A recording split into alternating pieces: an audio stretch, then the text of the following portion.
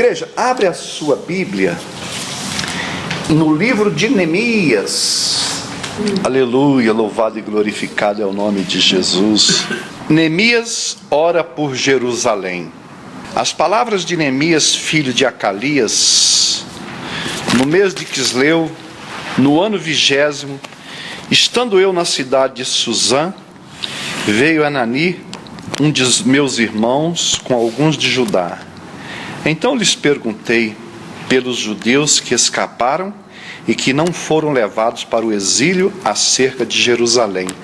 Disseram-me: os restantes que não foram levados para o exílio e se acham lá na província estão em grande miséria e desprezo. Os muros de Jerusalém estão derribados e as suas portas queimadas. Tendo eu ouvido estas palavras, assentei-me e chorei e lamentei por alguns dias. Estive jejuando e orando perante o Deus dos céus. Nós vamos ficar por aqui e daqui vamos adiante, amém? Igreja, eu fui analisar sobre a cidade de Suzã, e a Bíblia nos mostra que essa cidade de Suzã, onde estava alocado Neemias, era uma cidade da Pérsia, quando do exílio da Babilônia. Quando o povo de Israel foram exilados para a Babilônia, daí foi uma quantidade de pessoas para a Babilônia. E eles destruíram Jerusalém. A cidade ficou toda destruída, os muros foram derrubados. Eu diria para vocês, os portões foram derrubados, tá? Literalmente. Eu fui analisar que geração se referia àquela geração da Babilônia. E a Bíblia nos mostra que aquela seria a segunda geração de um total de 14. Porque nos mostra assim, que de Abraão até Davi foram 14 gerações. De Davi até o exílio na Babilônia, mais 14 gerações, que foi exatamente quando aconteceu essa situação. Só para os irmãos irem entendendo. E do exílio da Babilônia até Jesus Cristo também 14 gerações. O que eu aprendo com isso? Que de Abraão até Jesus foram 42 gerações.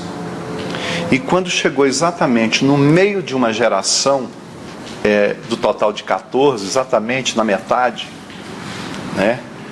Aquele povo foram exilados. E a Bíblia nos mostra que dentro daquele exílio, conforme eu disse para vocês, houve uma grande destruição em Jerusalém.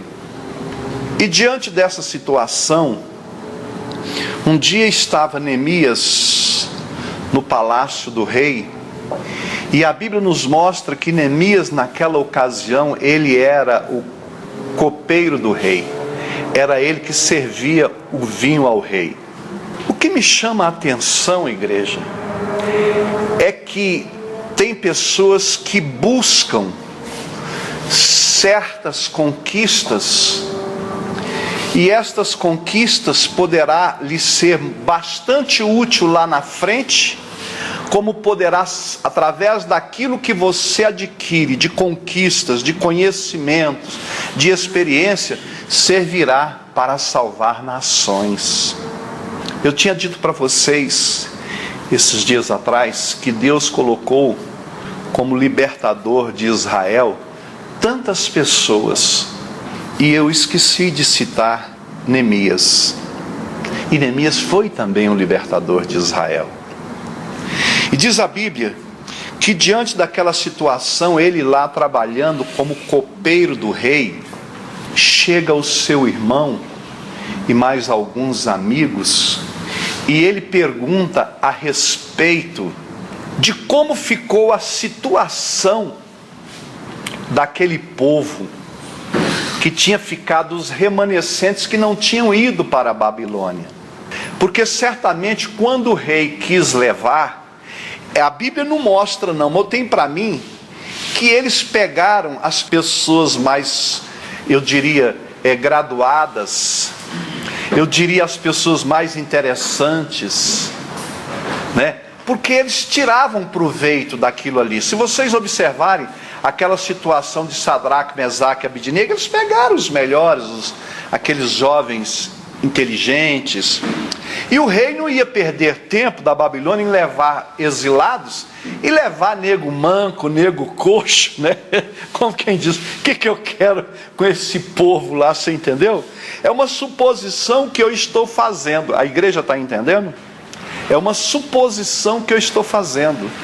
Não ia pegar, então deixaram aquele povo, eu penso que as cabeças menos pensantes, tanto que quando quebraram, eu diria, os portões de Jerusalém, e quando derrubaram todos aqueles muros, aqueles remanescentes, não apareceu um para tomar a frente e dizer, vamos reerguer os muros de Jerusalém. Vocês entendem? Ficar aquele povo vivendo numa miséria. Porque tem pessoas, igreja, eu vou dizer algo a vocês, tem pessoas que perdem todas as oportunidades que aparecem na sua frente, sabe? E a característica daquele povo que ficou foram aqueles que não tinham perspectiva de vida. Tanto que quando o mensageiro levou para Neemias a respeito de como estava a situação de Jerusalém, de Judá, a Bíblia mostra que estava em petição de miséria, vivendo humilhações.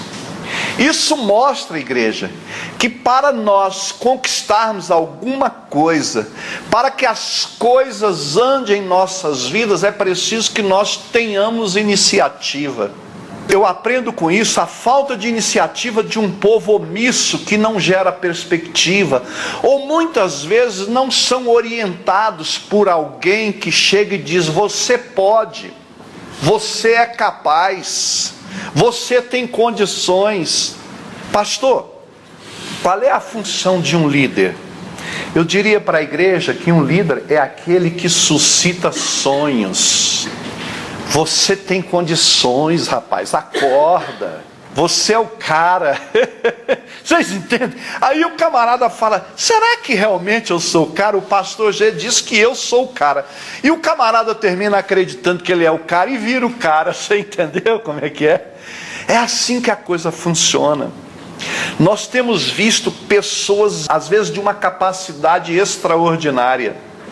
Igreja, tem pessoas que tem tanta força que não sabe a força que tem. É como o boi. Você sabia que o boi não sabe a força que ele tem?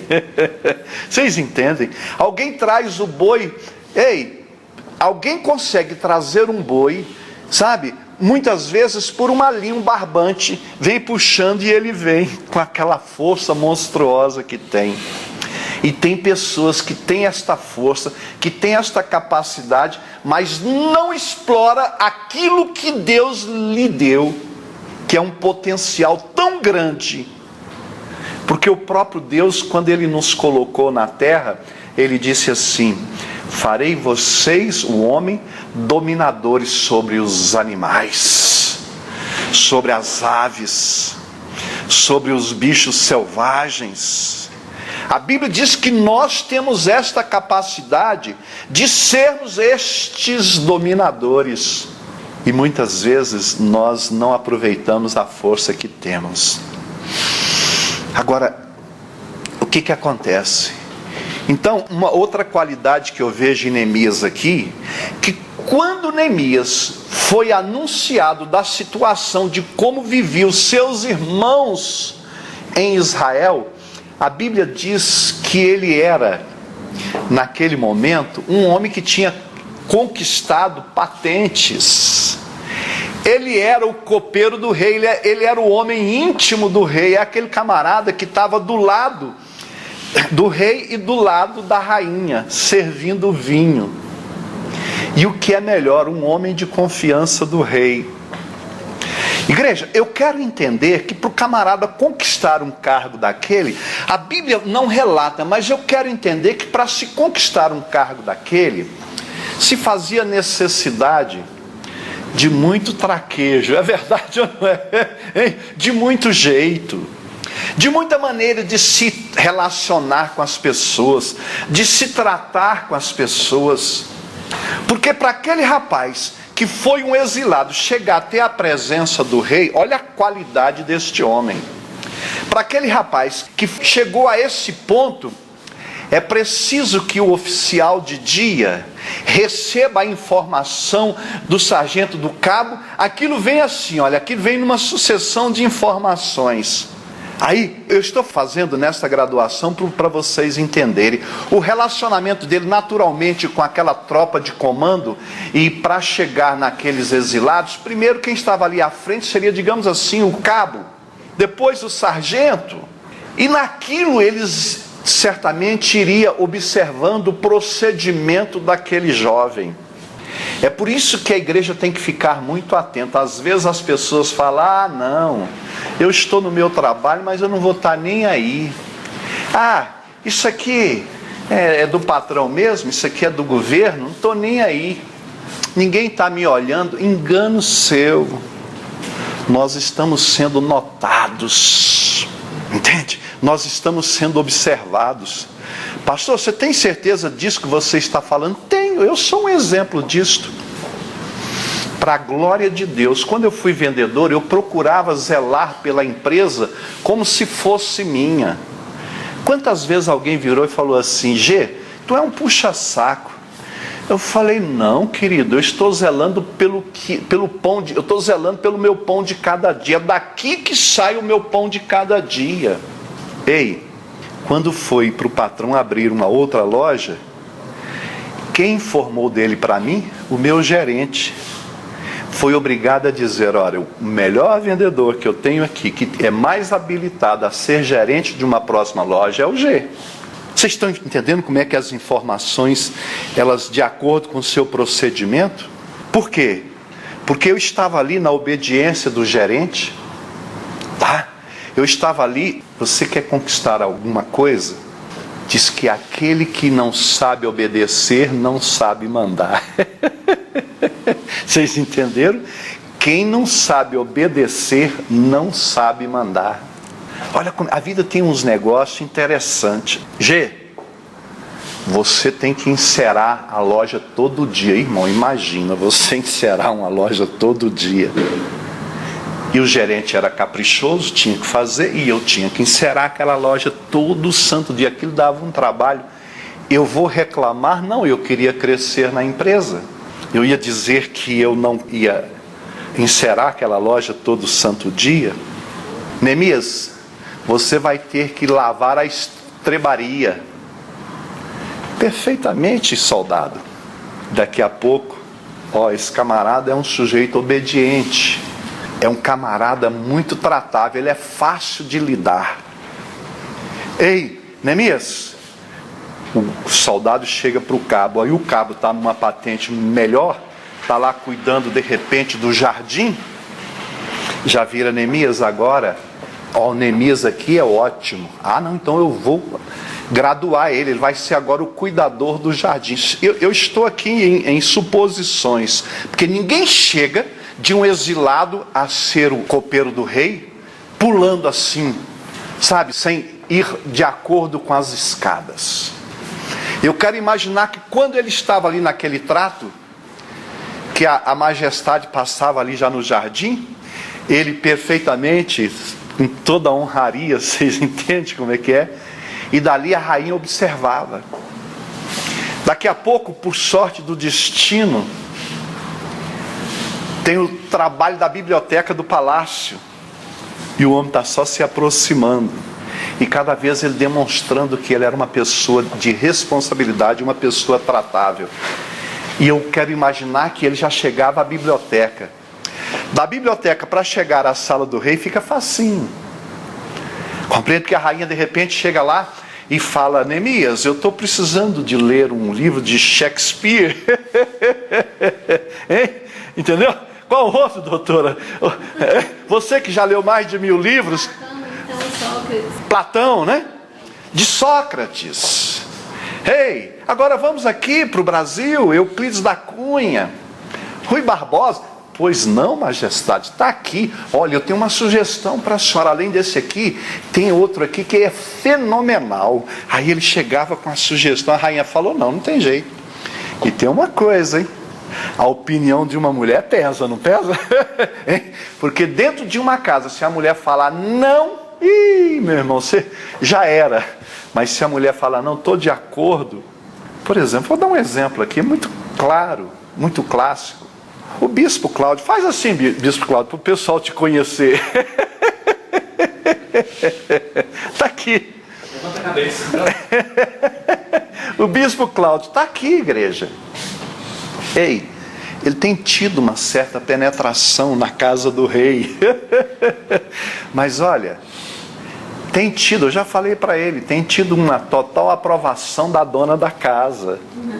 Por quê? Porque é um cara inteligente, é um cara jeitoso, ele chega e ele, sabe, ele é o cara, é o meu garoto. Vocês entendem como é que é? Sabedoria, igreja. É uma atitude de sabedoria. Não adiantava, o homem tem autoridade, tem, ele poderia estar, poderia, mas a mulher com a cara atravessada.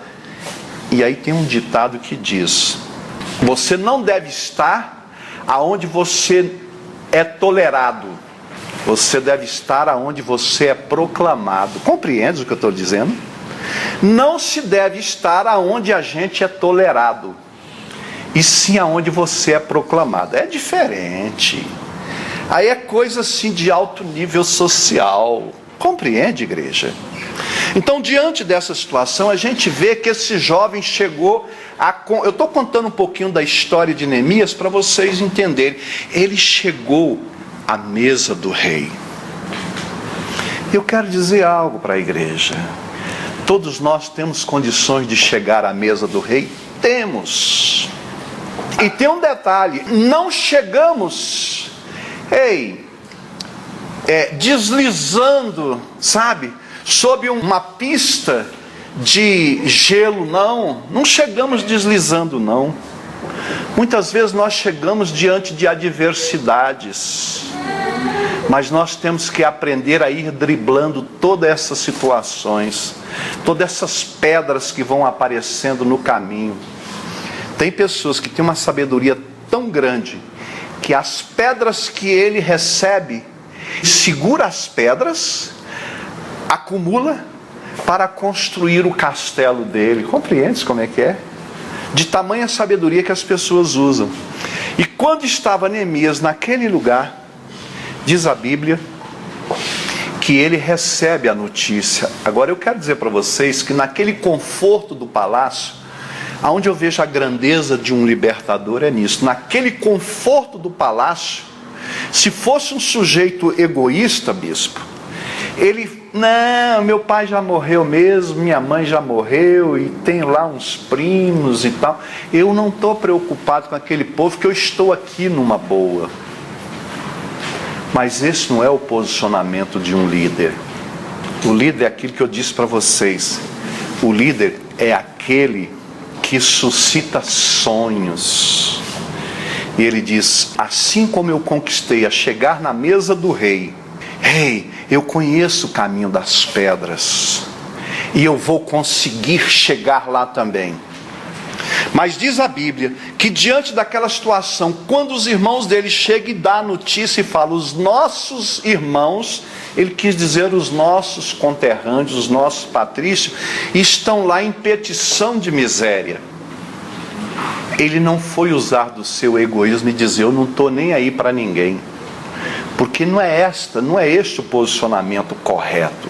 O posicionamento de um homem que tem visão, o desejo dele é de ver todos abençoados. Se ele pôde conquistar a bênção e sentar à mesa do rei, a visão de um homem de excelência é exatamente aquela visão de ver todos os irmãos sentados à mesa do rei. Não estou aqui para querer me ensoberbecer, não estou aqui para querer, me exaltar. Mas eu quero dizer algo para a igreja. A maior alegria que eu tenho é de ver a igreja cada dia mais tendo conquistas, conquistando, sabe? Andando, progredindo. O maior prazer que eu tenho é alguém que conta um testemunho, sabe? Porque eu costumo dizer, receba, porque eu sei que o meu que vai chegar é tão grande que vocês vão contemplar também a minha alegria, como eu contemplo a alegria de vocês. Recebam. E para a glória de Deus, quando nós tomamos o posicionamento, a gente tem visto o agir de Deus, Deus honrando aquilo que nós desejamos para a igreja. A gente tem visto Deus honrar. Então a Bíblia diz que diante daquela situação, a Bíblia diz que Neemias sentou e chorou. Ele diz aqui, tendo eu ouvido estas palavras, porque aqui diz, disseram-me os restantes que não foram levados para o exílio e se acham lá na província, estão em grande miséria e desprezo. Os muros de Jerusalém estão derribados e as suas portas queimadas. Esta foi a notícia que um homem, eu diria bem-sucedido, recebeu. A Bíblia diz que, tendo ouvido estas palavras, assentei-me e chorei e lamentei por alguns dias, e estive jejuando e orando perante o Deus dos céus. Vocês percebem que Neemias, ele fez tudo de acordo. A Bíblia diz que ele ficou em pranto, aquilo veio nele um sentimento de tristeza muito profunda. Ele ficou muito arrasado com aquela notícia.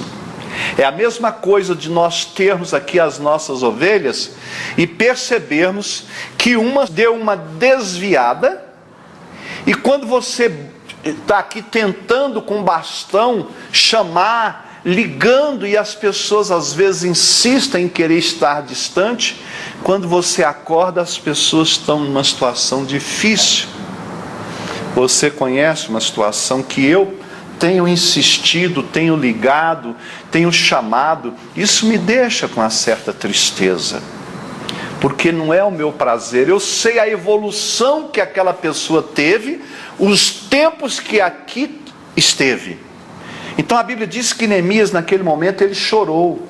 Mas tem um detalhe, igreja, tem um momento de chorar, tem um momento de lamentar, mas tem um momento de você começar a entrar agora no posicionamento de guerra.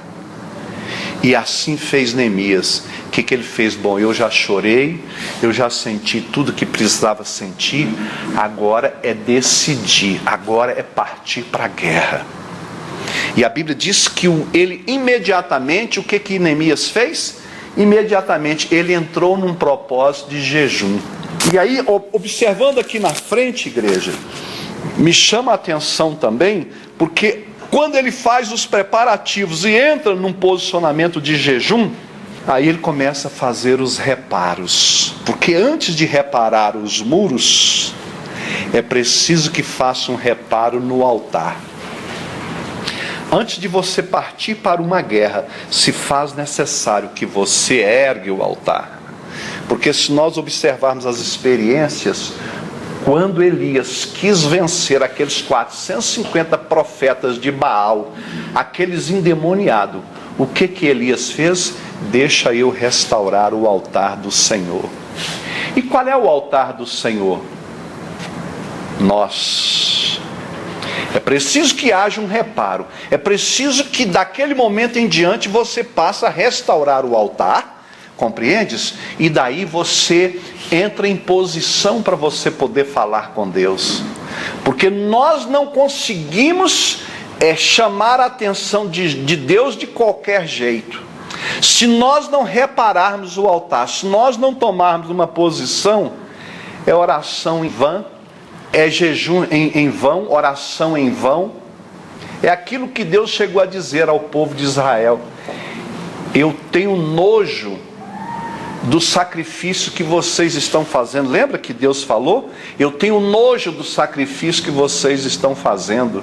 Não me agrada as festas que vocês fazem, em comemoração. Sabe por quê? Porque não estava restaurado o altar. Estava fazendo meio que como um tipo de religiosidade, e dessa forma Deus não aceita. Então Neemias vira e fala assim: ah, Senhor, Deus dos céus, Deus grande e temível, que guarda a aliança e a misericórdia para com aqueles que te amam e guardam os teus mandamentos. Olha o posicionamento de Neemias. Ele viu que Deus era um Deus de misericórdia, mas para aqueles que o amavam e guardavam os mandamentos do Senhor. Aquele povo, quando foram para o exílio, aquilo ali foi tudo porque aquele povo de Israel naquele momento estavam todos em transgressão. Você sabia disso? Naquele momento estavam todos aqueles em transgressões, por isso que foram penalizados.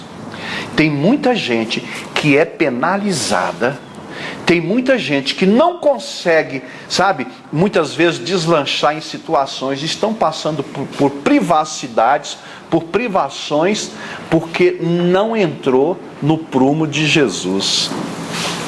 Então a Bíblia diz que naquele momento, Neemias reconhece que a misericórdia de Jesus é para aqueles que estão em obediência, é para aqueles que obedecem. E mais adiante ele diz assim: estejam, pois, atentos os teus ouvidos e os teus olhos abertos, para acudires à oração do teu servo, que hoje faça a tua presença dia e noite pelos filhos de Israel. A partir daqui eu quero entender que Neemias já começou a colocar a vida dele no altar. Ele já começou a dizer: Senhor, quando eu for orar, preste atenção, Senhor, nas minhas orações que eu vou fazer de dia e de noite. Olha para você ver que o homem já vai se posicionando na presença de Deus para receber um milagre. Ele não estava pedindo para ele estava pedindo como um intercessor. É por isso que tem uma filosofia cristã que diz que 1 quilo de intercessão vale mais do que 1 tonelada de oração. A importância de um intercessor é algo extraordinário. Quando você intercede pelo teu irmão, porque raciocina aqui comigo o que é um intercessor. O intercessor é aquele que não está pedindo para si, ele está pedindo para o seu irmão. Vocês estão entendendo o que é o intercessor? A Bíblia diz que Deus deu a Salomão sabedoria e riqueza, porque Salomão, ele pediu uma forma de sabedoria para interceder pelo povo de Israel. Ele não pediu para ele. Aí Deus falou: sendo assim, eu vou te dar riqueza, honra e sabedoria. Igreja, quando você intercede por uma pessoa, Deus fala: não tem jeito. Se alguém se presta a orar por um irmão e interceder por ele, aí Deus fala: eu tenho que abençoar esse homem, porque ele não está pedindo para ele está pedindo para o seu irmão. A igreja está entendendo o que é o poder da intercessão? É algo muito profundo. Eu estou intercedendo pelo meu irmão. Quer dizer, você está deixando de pedir para você e pedir para o seu irmão. Aí Deus fala: eu não aguento, esse camarada aí eu não aguento, eu tenho que abençoar esse homem. Amém? E assim foi o que Neemias fez, um intercessor e um libertador de Israel. Indo adiante ele diz assim, aleluia: esteja, pois, atento os teus ouvidos, os teus olhos abertos, para acudires à oração do teu servo, que hoje faça a tua presença dia e noite pelos filhos de Israel.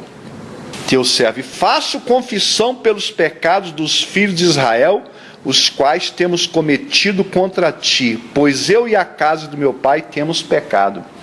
Ô igreja, que reconhecimento! Ele diz: Senhor, além de estar intercedendo, eu quero confessar o pecado meu, dos meus pais e da nação de Israel. É glorioso, igreja, a pessoa se humilhar na presença de Deus. Naquele momento, ele estava pedindo: Pai, pela tua misericórdia, perdoa a nação de Israel. perdoa os meus pais, perdoa os meus pecados. Mais adiante ele chega a dizer: nós fomos corruptos contigo. 2 Crônicas 7:14. Amém, igreja? Amém, igreja? Ei, então diante desta situação, a Bíblia diz: se o meu povo que se chama pelo meu nome se humilhar, ouvir a minha voz e guardar os meus mandamentos, chorar e se converter, e se arrepender dos seus pecados, lá de cima ouvirei as suas orações e sararei a sua terra. É forte. Amém? Então, diante dessa situação, ele foi ser o intercessor. E a Bíblia diz, igreja, que de repente, quando ele está se preparando, conversando com Deus, porque quando você toma um posicionamento de querer fazer alguma coisa em prol do reino, naquele momento Deus começa a trabalhar pela sua vida, sabia? Pastor, por que as coisas não estão acontecendo na minha vida? É porque você não está com o propósito de querer trabalhar pelo reino. Toda pessoa que tem o propósito de trabalhar pelo reino, no momento que você cria o propósito, Deus começa a trabalhar em teu favor. Ei, e naquele momento, ele muito abatido, a Bíblia diz que ele vai servir o rei. E quando ele vai servir o rei percebe que ele estava com o coração abatido. O rei pergunta: Neemias, o que está acontecendo com você? Porque esse não tem sido o seu proceder. O que eu aprendo com isso? Que Neemias era muito generoso. Majestade, esse vinho aqui, ele veio da França. Esse aqui é a última safra, é a última qualidade, veio da Alemanha. Vocês entendem? E naquele momento ele servia, mas ele não estava alegre, ele não estava feliz. E o rei percebeu: Neemias, o que tu tens? Pelo que me parece, tu tens tristeza de coração.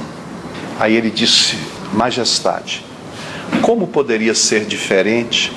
A minha família, que ficaram lá em Jerusalém, todos eles estão em petição de miséria. Fora queimado todos os portões e derrubado todos os muros.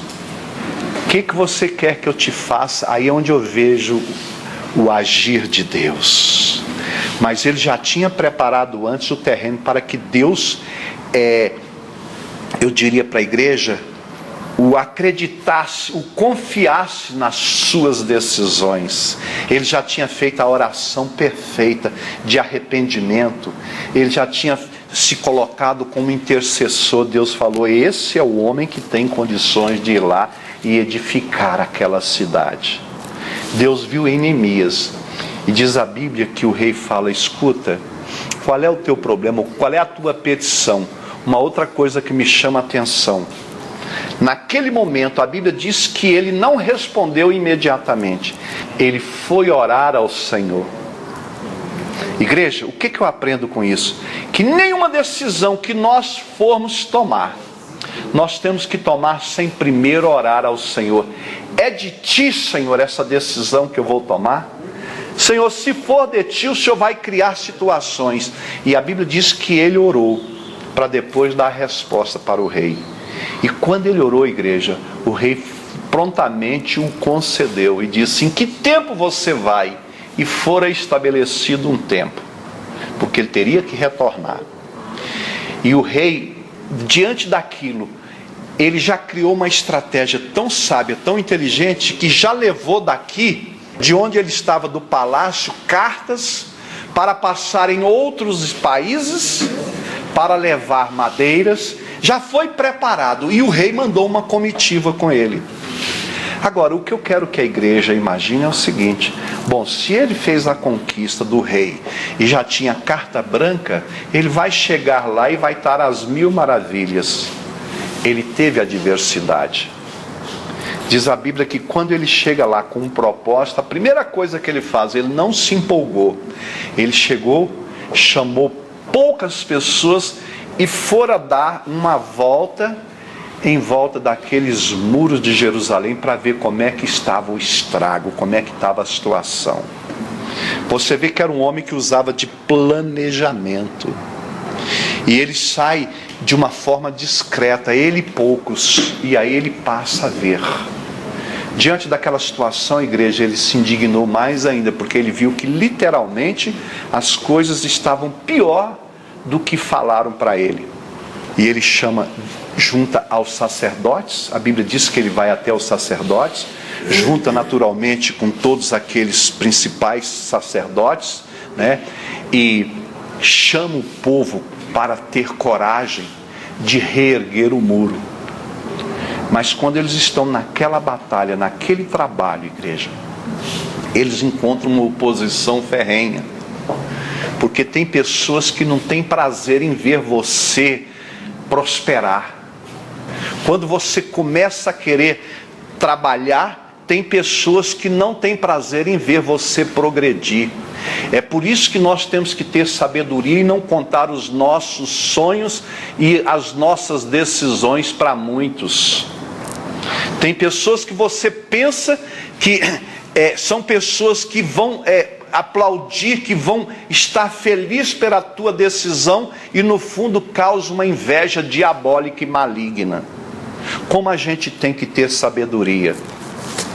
Esses dias eu conversava com a pastora Lúcia, e ela estava num lugar muito fraquinho, a igreja. Ela falava: Deus, eu quero que esta igreja saia daqui, mas o lugar que eu quero essa igreja, Deus, é ali, ó. E ela passava, toda semana ela passava naquele lugar, e ela dizia: Senhor, eu quero essa igreja aqui. Ela disse que ela não contou para ninguém, ela sozinha, ela chegava: eu quero essa igreja aqui. Depois de 1 ano de oração, ela disse que ela conseguiu a igreja onde ela apontava para Deus. Olha o perigo que a gente corre de estar contando os planos. Ah, não, mas a pessoa é minha amiguinha. A Bíblia diz que enganoso é o coração do homem. Sabe, tem que tomar cuidado. E quando ele estava naquele propósito de chamar o povo, aí os adversários descobriram que ele queria reerguer os muros de Jerusalém. Um tal de Tobias, Sambalate e um Gesem, o arábico, esses 3 ordinários se levantaram contra a vida deste homem. E começou a alastrar na cidade de Judá de que aquele tal de Neemias estava ali fazendo aquilo porque queria tomar o lugar do rei. Olha que bandidos ordinários, que homens endemoniados. Por quê? Porque o prazer do adversário é te ver na miséria. Pastor, e sem falar que Neemias, na época, ele era governador em Judá, e ele estava indo para lá, e aí eles pensavam que era uma projeção política. Sim. O coração dele estava em Jerusalém. É verdade. Por isso que ele fez aquela carta de súplica ao rei Artaxerxes. Exatamente. Ele era governador, sim. E ele a unidade, né? Ele chamava meus irmãos, mas era a população. Ele transformou em governador. Naquele momento ele foi nomeado a governador. Então veja vocês, igreja, aí causou uma inveja terrível. E a Bíblia diz que Neemias, ele usou de precauções inteligentes. Falou: olha, não dá para a gente descuidar, porque a intenção desses 3 era criar uma rebelião, ir lá e matar Neemias. Botar o povo contra ele. E botar o povo contra Neemias, sabe, e contra o rei. Mas Neemias disse: olha, vocês não têm parte com esse ministério. Vocês não têm parte, eu diria, com esse projeto, porque esse projeto ele nasceu do coração de Deus.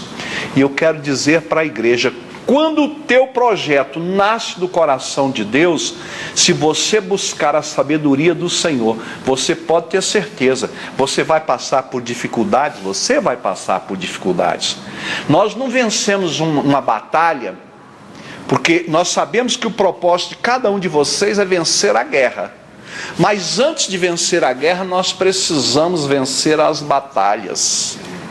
Aí eu pergunto, como é que a gente vai vencer a batalha, se muitas vezes, uma das batalhas decisivas, a gente não está na batalha para batalhar? Como é que a gente vai chegar e vencer a guerra? E esses dias eu conversava com um general, amigo meu, e ele disse o seguinte: existe uma filosofia no exército que um metro de terreno conquistado, você não pode voltar. Conquistou 500 metros, você não pode voltar. Conquistou 1 quilômetro, não pode voltar. Esta é a filosofia. Porque se você recuar, você dá força para o adversário. E como é que você quer conquistar 1 metro, 500 metros, e aí diz, bom, eu não terminei a minha batalha, então agora deixa eu dar uma recuada básica. Aí você não vem para a igreja, você não chega, você não dá continuidade. Folga, descanso, só depois que vencer a guerra. Pastor G está aqui, nós estamos aqui num propósito. Essa igreja precisa de ter grandes vitórias ainda este ano. O que nós combinamos? Essas últimas terça-feiras agora, as 2 últimas, para o monte, vamos subir o monte, vamos guerrear no monte. Compreendes? Para quê? Nós não podemos dar trégua nessas batalhas que nós estamos fazendo para que nós vencemos o inimigo. Nós não podemos dar trégua. Ele tem que ser dissipado, ele tem que ser arrancado de nossas vidas. E ele encontrou nesses 3 adversários.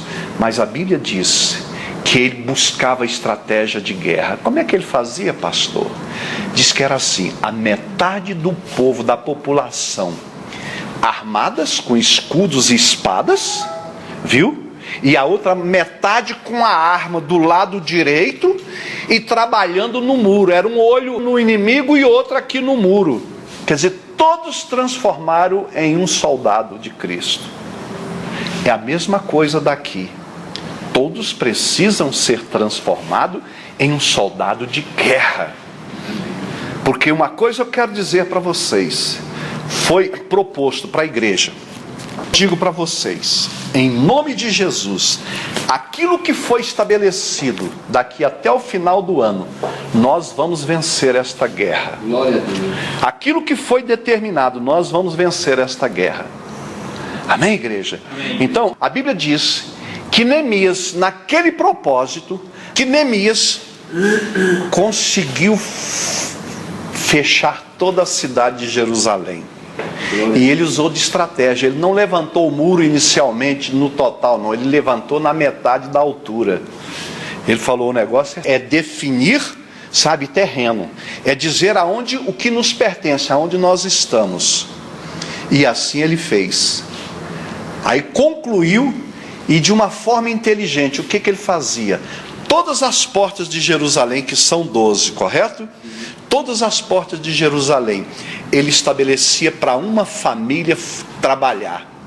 Da porta do peixe, da porta do peixe, até a porta das águas, tá? Vai ser a família tal.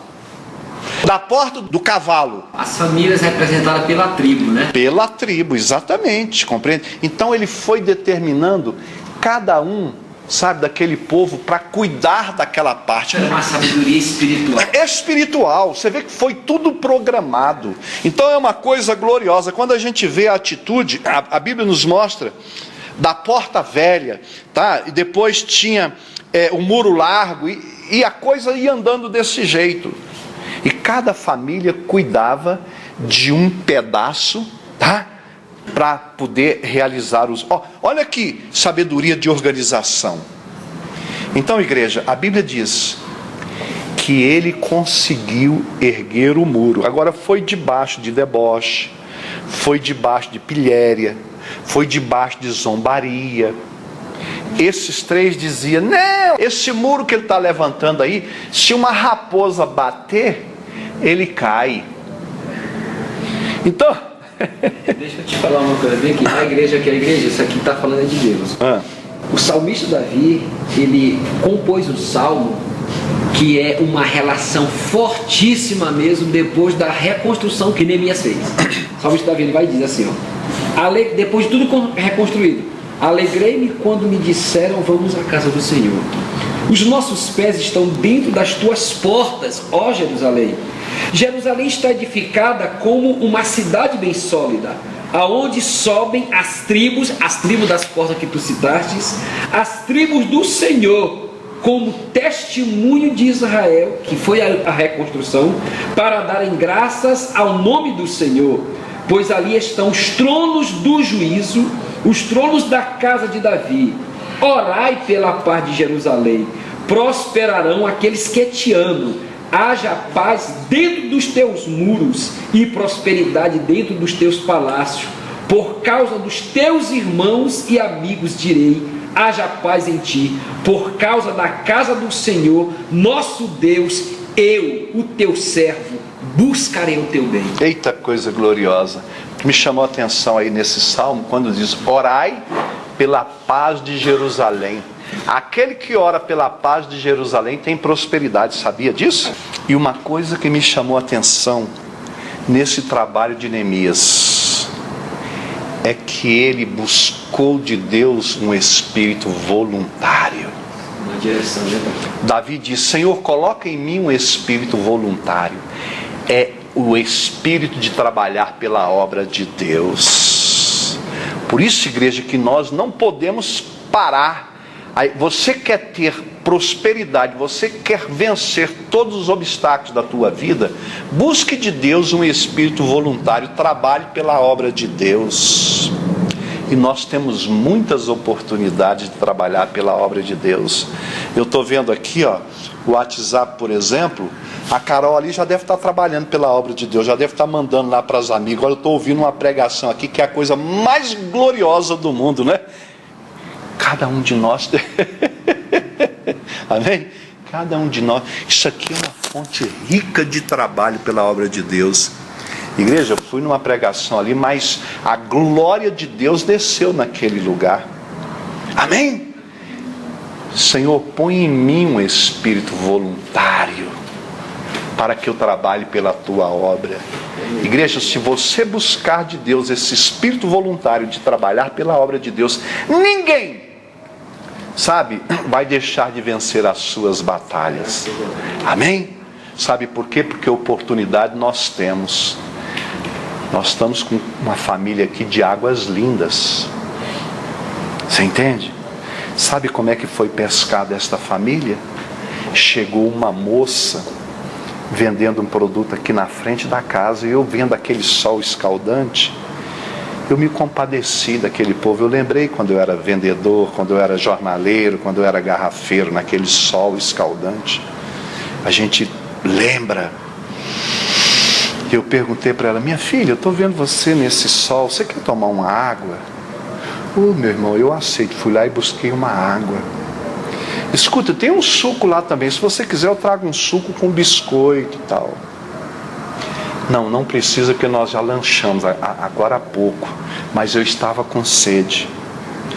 E dali eu disse para ela que eu era pastor e que aqui nós fazíamos um trabalho extraordinário, que Deus tem trabalhado de uma forma gloriosa. Aí eu fui contando às pessoas que Deus emagrece, que Deus cura, que Deus liberta e etc e tal.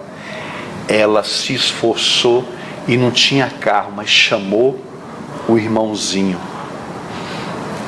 E agora está aí, não perde um culto de quinta-feira. Só aquela família são... Já deu até testemunho. Oxente, já deu 3 testemunhos em 3 campanhas. 3 testemunhos em 3 campanhas. Só aquela família são 5 pessoas. Você já imaginou se Deus colocar em cada um de vocês um espírito voluntário para trabalhar para a obra? Porque oportunidades nós temos demais. E eu costumo dizer o seguinte: quem faz ovelhas é ovelhas. Quem gera ovelhas é ovelha, não é pastor. Se o pastor conseguiu trazer 5 pessoas, cada um de vocês, se buscar esse espírito voluntário, vocês trazem centenas de pessoas. Fique atento, vamos trabalhar pelo reino de Deus, amém? Glorifica Jesus com as palmas.